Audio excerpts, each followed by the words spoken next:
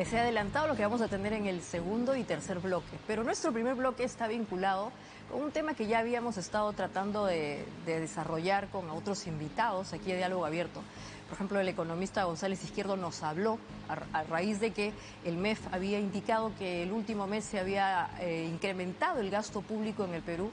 Y eso implicaba cierto movimiento de los agentes económicos que nos da esperanza sobre que nuestros números macroeconómicos van a mejorar. Y por eso hemos invitado a Paola Bustamante, que es una experta en gestión pública y es además la líder de Evidenza, con quien queremos hablar sobre este tema. Buenas noches, Paola, y muchas gracias por estar con nosotros. Un gusto, muy buenas noches y muchas gracias por la invitación. ¿Qué opinas de este asunto, no? El gobierno está pasando por una situación complicada económicamente, tenemos una inflación que parece que está cediendo y dentro de los elementos que nos dan esperanza está que habría aumentado los ratios de gasto público. Eso implica que dentro de los distintos niveles de gobierno se está gastando.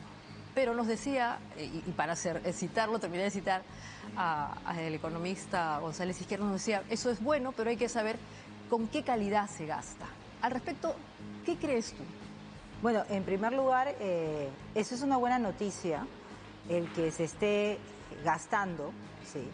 Porque normalmente al inicio de las gestiones de gobiernos regionales o de autoridades municipales hay un freno por los cambios que se han generado. Entonces, lo primero es que al parecer los gobiernos regionales han entrado en este proceso de ejecutar lo que ya se tenía previsto y por lo tanto esa es una buena noticia. La calidad del gasto evidentemente hay que mirarla de la mano con los cambios que se están dando a nivel de gobiernos regionales. Hemos culminado el cuarto mes del año, han pasado los 100 días y vemos en algunos casos que hay gobiernos regionales que ya cambiaron hasta 3 veces de gerentes, ¿no? En otros departamentos se mantienen 2 meses, el promedio están siendo 2 meses más o menos, y en algunos pocos los 4 meses que tienen de gestión. Entonces, efectivamente yo diría y complementaría en todo caso lo señalado por el economista Jorge González Izquierdo, y es que en este momento se está ejecutando en algunos casos lo que se tenía previsto. El reto va a ser generar las nuevas ejecuciones, sacar adelante los nuevos proyectos y evidentemente el tema de la calidad del gasto es clave. Y por lo tanto, cuando vemos que hay una alta rotación de gerentes a nivel de los gobiernos regionales, la preocupación es, la rotación se está dando porque hubo errores al momento de seleccionar, porque no cumplen con el perfil, porque se están pagando en algunos casos compromisos políticos y por lo tanto hay una alta rotación porque ponen a uno que financió la campaña, luego le toca al siguiente, y eso es una preocupación porque es la realidad, pasa en muchas zonas de nuestro país y ha pasado en el tiempo. Por lo tanto, se tiene que estar alerta respecto también de analizar y pedirle a los gobiernos regionales, en este caso gobernadoras y gobernadores, que prioricen la calidad en la selección de los funcionarios que designan, de tal manera que esta ejecución, digamos, este aliento, vaya en mejora no solamente en montos, sino también en calidad. Sabemos y tenemos casos de alta corrupción, con una gran ejecución y con felicitaciones por la ejecución, y de pronto nos encontrábamos que había corrupción detrás. Por lo tanto, esa es una primera o segunda reflexión que quisiera dar al respecto. Exacto, Paola. Ahora, ¿y cómo logramos, en verdad, mejorar la calidad de la gestión pública en los distintos niveles de gobierno? O sea, ahí ¿cómo funciona Servir? ¿Servir es una entidad que está colaborando o a pesar de que existe Servir, siempre la variable política va a terminar imponiéndose? Bueno, yo creo que Servir, claro que contribuye, y contribuye en la medida, además, que hay apoyo político para que efectivamente intervenga. Yo creo que hay un excelente ejemplo que se dio el año pasado, cuando ni bien entrado el señor Castillo como presidente, tuvimos una serie de designaciones lamentables, por decirlo menos, respecto de funcionarios de alto nivel.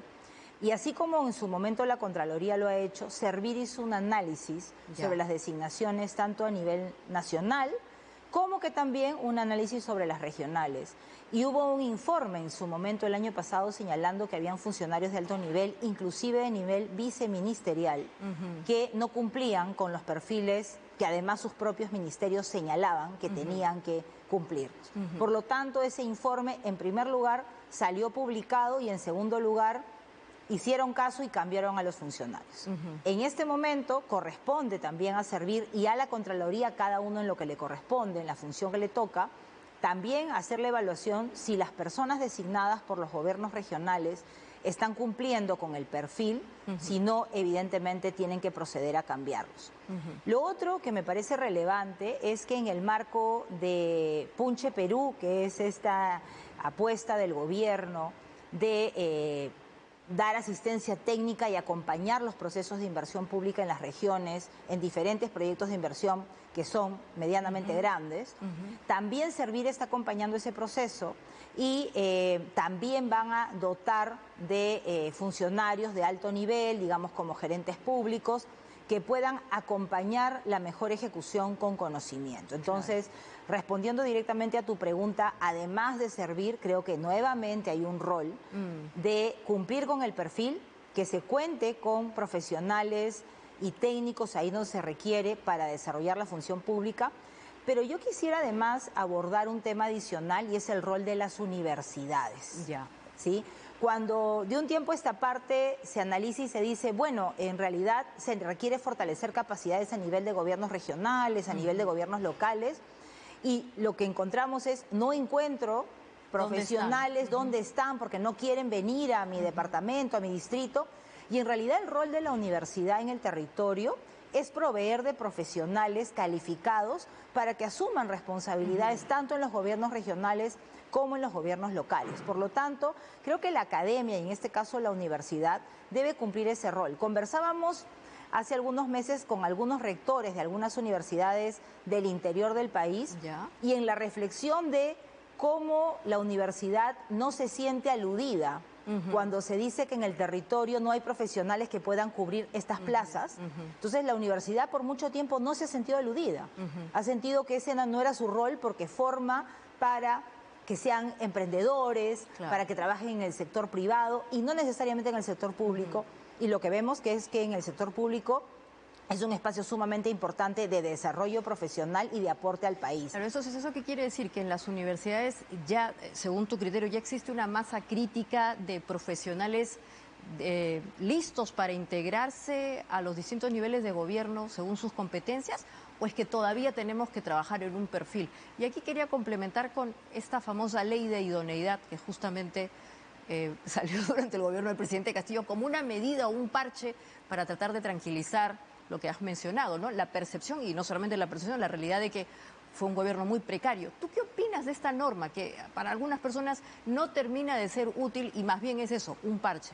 Bueno, yo diría dos cosas. Lo primero es que todavía la universidad, ¿sí? Respondiendo a la primera parte de tu pregunta, no es que esté generando la universidad al interior del país, todavía no ha asumido el reto de formar profesionales para el sector público. Entonces, pueden efectivamente salir al mercado muy buenos profesionales en cada una de sus ramas, pero no tienen la transversalidad de ¿y qué significaría si yo como médico entro a trabajar a ser el director de un hospital, ¿no? Por ejemplo, público en alguna región de mi país? O de pronto sé perfectamente administración, pero me toca ser el administrador del gobierno regional.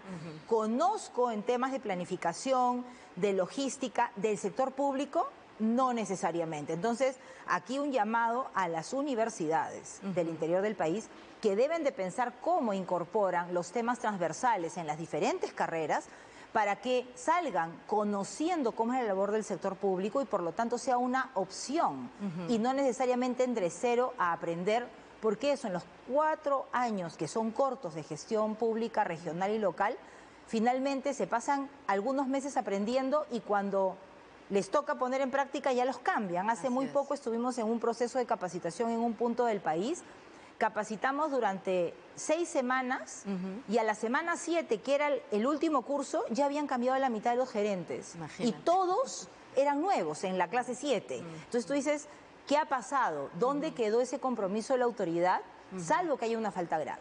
Y lo segundo, efectivamente, yo creo que durante el gobierno de Castillo lo que se hizo fue tratar de acallar la situación que se había generado por las designaciones y que efectivamente sí se busca y sí se necesita personal que conozca, profesionales que conozcan del sector público, pero también se tiene que ver el recambio generacional. Yo creo que ahí hay un tema, tenemos que promover que el servicio público sea algo a lo que los profesionales anhelen.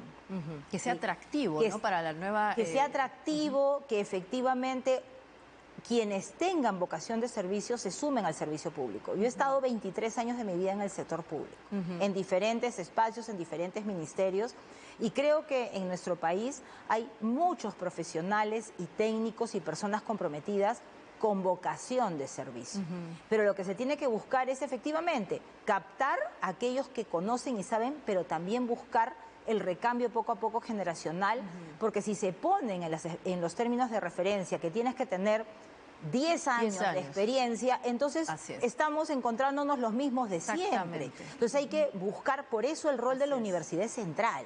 Si la universidad no entra a tallar, no comienza a formar, entonces va a ser más difícil y generar las condiciones para que, y aquí una mirada crítica a la Contraloría General de la República, porque en este momento en nuestro país muchas veces es más fácil no hacer nada y por lo tanto no te sancionan que hacerlo, que lo que implique tomar decisiones puede acarrear responsabilidad. Y ahí el rol de la Contraloría General de la República es central, porque el servidor público, el funcionario público, quien tiene la firma en los informes y quien tiene las decisiones finalmente hasta el nivel ministerial y presidencial, así como en gobiernos regionales y locales, tienen que, uno, comprender que el rol de la Contraloría es fundamental, pero también la Contraloría comprender que no se trata de asustar al servidor público, sino que se tiene que comprender el momento y la situación por la que tomó la decisión. Es bien fácil analizar después de 6 meses por qué tomaste la decisión de esta manera, y es porque se realiza en un contexto determinado. Entonces, creo que hoy lo que está sucediendo también en la gestión pública es que hay mucho temor a firmar, mucho temor a tomar decisiones y por lo tanto se paraliza y el ciudadano no recibe los servicios. Exactamente. Además hay una relación directa entre la pobreza y la calidad de nuestros funcionarios públicos. El Banco Mundial lo ha destacado en este informe que ha hecho sobre la pobreza. Hace poco también estuvo aquí un exgobernador, Fernando Sillonis, y él planteaba algo muy sui generis, un poco provocador también, y él decía que deberían existir, que cada sector debería tener una suerte de autoridades autónomas a la manera del Banco Central de Reserva, muy técnicas que traten de alguna manera de alejar a la función pública de los temas políticos. Suena bien, no sé si es muy viable todavía porque él lo planteó como una idea, pero ¿a ti esto te parece razonable? O sea, ¿de qué manera en todo caso podemos blindar la gestión pública y alejarla de estas idas y venidas políticas, que es lo que finalmente también desincentiva que gente honesta, inteligente y, como tú has dicho, con ambición profesional quiere entrar? Bueno, yo creo que la opción del Perú como prioridad y política de Estado de apostar por tener un servicio civil, esa es la decisión adecuada como Estado, ¿sí? El que tengas una capa de servidores permanentes, con derechos, pero también con obligaciones, pero también con evaluaciones periódicas y con posibilidad de moverse dentro del propio sector público. Apostar por el servicio civil creo que es importante. Creo que también es importante conocer de quienes hemos estado tanto tiempo en el sector público que hay espacio para lo técnico y lo político va a estar siempre. O sea, en el mundo, la gestión pública tiene matices políticos porque evidentemente la gestionan políticos. Claro, al menos deberían, o sea, técnicamente o de la teoría es político en el sentido en que está vinculado con una visión del partido que llega al poder. El problema es que acá no hemos tenido eso. Esa es otra situación, ¿no? Entonces aquí lamentablemente se vincula, está relacionado con lo político y por lo tanto es inestable, es malo, es negativo. Hemos tenido mucha porque lamentablemente la mirada de la política en nuestro país está muy vinculada a lo negativo, a la corrupción, a la negociación en negativo, ¿no? Sin embargo, creo que si el país siguiera apostando por fortalecer el servicio civil, por lograr que finalmente se hagan el tránsito de las entidades públicas, por darle prioridad política al proceso. Nosotros hemos visto cuando se inició el proceso de servicio civil, se creó con Alan García, ¿sí? La Autoridad Nacional del Servicio Civil. Luego avanzó con una prioridad y con un ritmo, luego pasó al gobierno del presidente Humala, tuvo prioridad política muy fuerte y luego nos olvidamos del servicio civil, ¿no? Si bien es cierto, ha habido personas encargadas del servicio civil, con mucho renombre y prestigio, pero si no hay voluntad política de cumplir, entonces nadie cumple. Entonces, muchos de los procesos de tránsito del servicio civil de los diferentes ministerios para comenzar y de gobiernos regionales se truncaron después del 17 en adelante.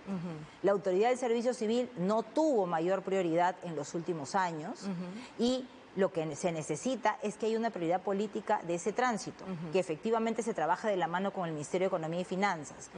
A mí me parece un buen mensaje en el que nuevamente en la iniciativa, en el trabajo, en el programa, porque digamos, el Compunche Perú, se haya incorporado a servir para que sea quien apoye con la asignación y una asignación importante de recursos para profesionales capacitados que vayan a los gobiernos regionales. En ese sentido, Paula, ¿sería una mala decisión que, por ejemplo, un órgano, en este caso un sector como el de trabajo, absorba a Servir? ¿Tú crees que Servir debería seguir siendo independiente? Totalmente. Yo creo que Servir tiene que seguir siendo independiente y no debería depender de ningún sector específico. Porque justo de lo que se trata es que no solamente tiene que generar las condiciones para que el gobierno nacional tenga personal idóneo, capacitado, pero también los gobiernos regionales y los gobiernos locales. Entonces, adscrito a un sector siempre va a tener sesgos del sector. Así es. Por lo tanto, yo creo que una buena decisión ha sido que estas comisiones que generaron y todo este ruido que se generó durante la época del señor Castillo, ¿no? Ahora, de alguna manera, está mucho más tranquilo, ¿no? Ha habido cambios, evidentemente, en Servir, inclusive en la conformación del Consejo.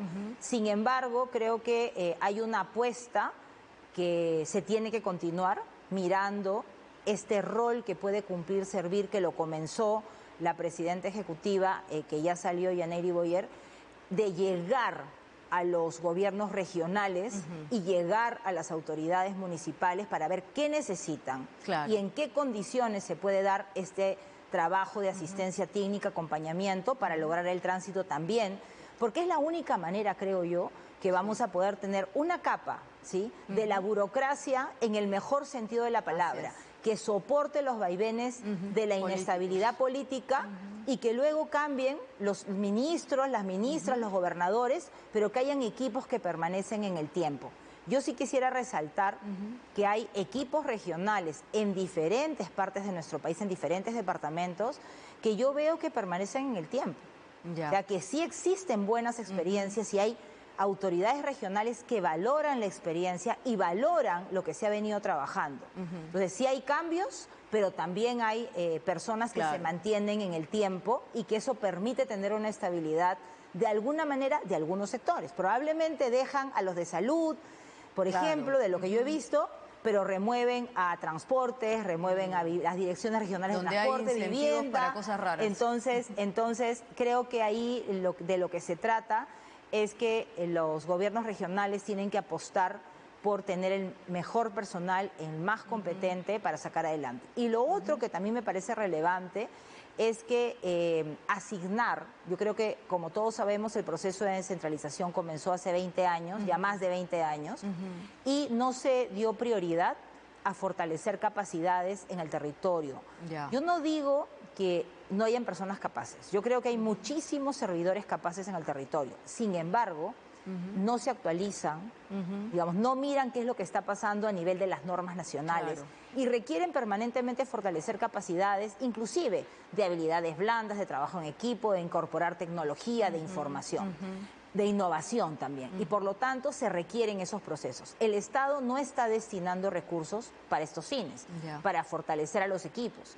Se hace un programa de inducción a las autoridades que llegan de un día, ¿no? De pronto al equipo que lo acompaña de otro día, pero eso no es suficiente. Por lo tanto, creo que lo que sí tendría que pasar es que los diferentes sectores rectores de políticas públicas tendrían que acompañar y hacer inducción a los que están en el ámbito de su competencia, ¿no? Por ejemplo, en su momento el Ministerio de Desarrollo e Inclusión Social lo que hacía era llegar con los coordinadores territoriales a los gobiernos regionales a informarle al gobernador o gobernadora y a los equipos cuáles eran las líneas de trabajo, qué se estaba desarrollando cuáles eran los avances que se venían en el tema para que tomen decisiones informadas. Yo creo que los ministerios tendrían que hacer eso con los equipos regionales y acompañar y brindar asistencia técnica y no solo contestar eso es función del gobierno regional y por lo tanto ya no corresponde. Exactamente. Ahora, pero igual también dentro del poder del Ejecutivo, en la PCM han habido intentos de generar justamente esto que dices, esta masa crítica, esta inteligencia. Están las agencias regionales de productividad, estos intentos justamente de mejorar la productividad dentro de cada región con la tónica o la lógica del territorio. Y yo siento que a veces se confunden o se traslapan. ¿Cómo es la mejor manera para coordinar y que no se traslapen? Porque también entra uno, entra otro, al final terminan duplicando o triplicando. ¿En dónde está la magia para que todos, de alguna manera, pues sepan qué hacer correctamente y no terminen generando ruido? Bueno, yo creo que las agencias regionales de desarrollo han estado en proceso de implementación. Justo se inició a raíz del año 2017, 2018 con el expresidente Kuczynski. Sin embargo, todavía no tenemos agencias despegadas, ¿no? Tenemos agencias implementándose, han hecho un trabajo interesante en algunos gobiernos regionales de generar condiciones de articulación. Las agencias regionales no fortalecen capacidades, ¿no?